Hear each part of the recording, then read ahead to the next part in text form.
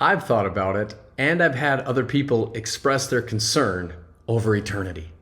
People are worried that eternity is going to be boring. I mean, what are we going to do forever and ever and ever? In that moment, for myself and for other people, I like to ask a question. Think of the best possible experience that you have ever had on this earth. In fact, if you want to do it right now, go ahead. Think about it. What is the best possible experience you have ever had? Now, even in that moment, you were still not fulfilling the full design of what God had for you.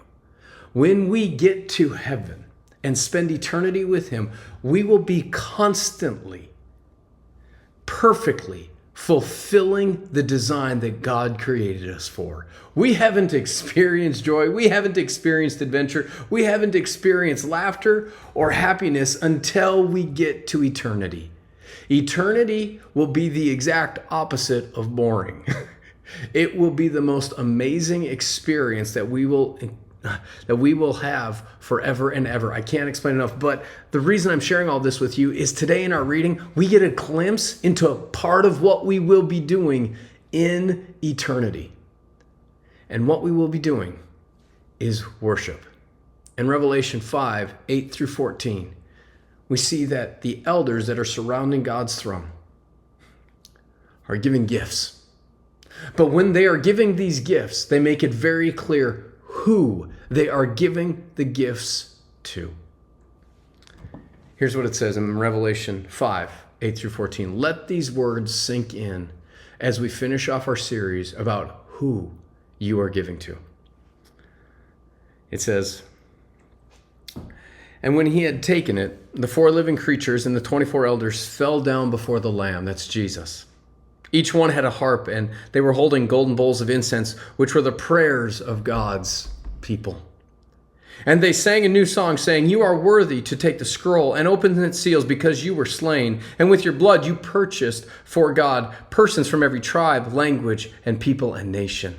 You have made them to be a kingdom of priests and to serve our God, and they will reign on the earth.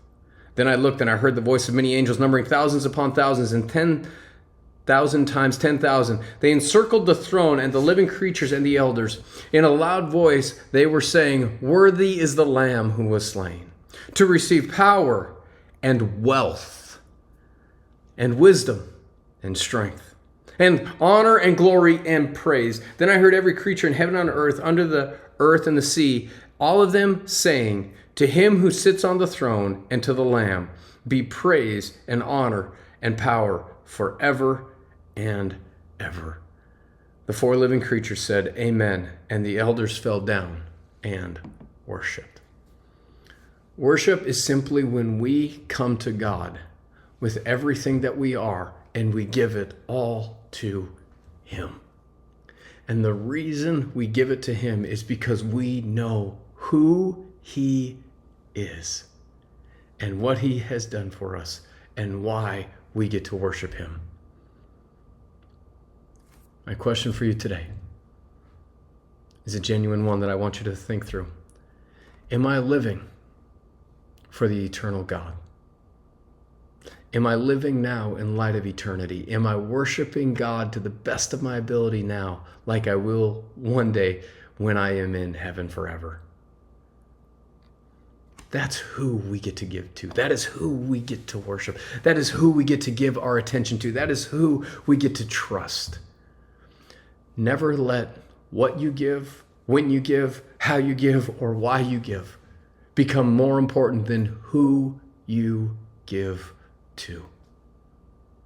You give to the one who saved you. You give to the one who forgave you. You give to the one who has called you. You give to the one who is preparing you for eternity. You give to the one who is the miracle worker. You give to the one who loves you. No gift that we ever give will be greater than what God has already given to us. Thank you for joining me this week as we have been reminded of who we give to.